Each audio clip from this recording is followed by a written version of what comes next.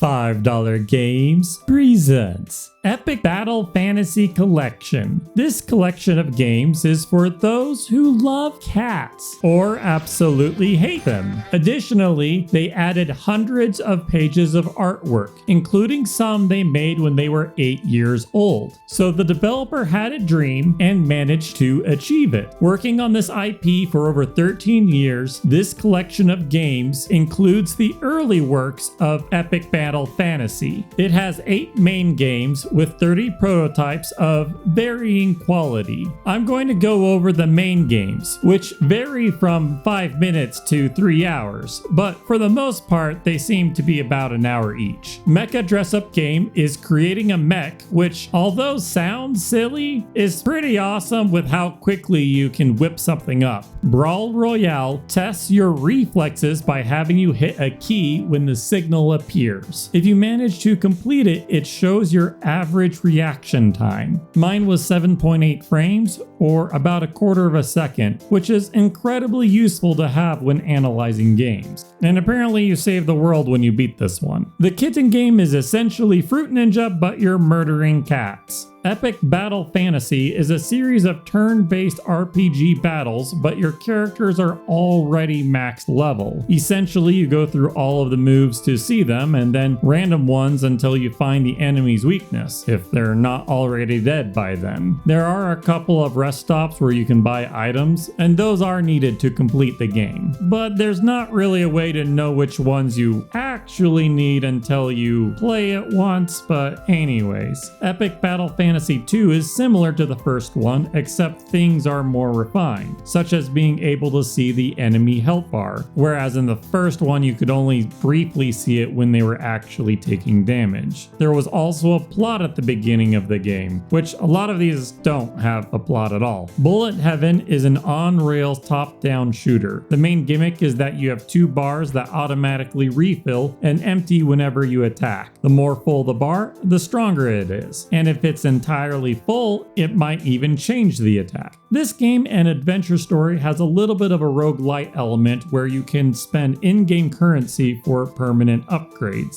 Adventure Story is a platformer where there are 100 coins and 10 chests in each level. Cat Cafe is, well, you feed cats, and it's awesome. They come in, they order something, and you give it to them. Overall, the games themselves are fairly shallow gameplay-wise, so I wouldn't pick this game up expecting an intense experience. But the simpler the game is in this collection, the more enjoyable it was. Each game has charm, and that's all you need sometimes. Anyways, that's a wrap for this game. Consider picking this game up instead of a normal Battle Fantasy collection.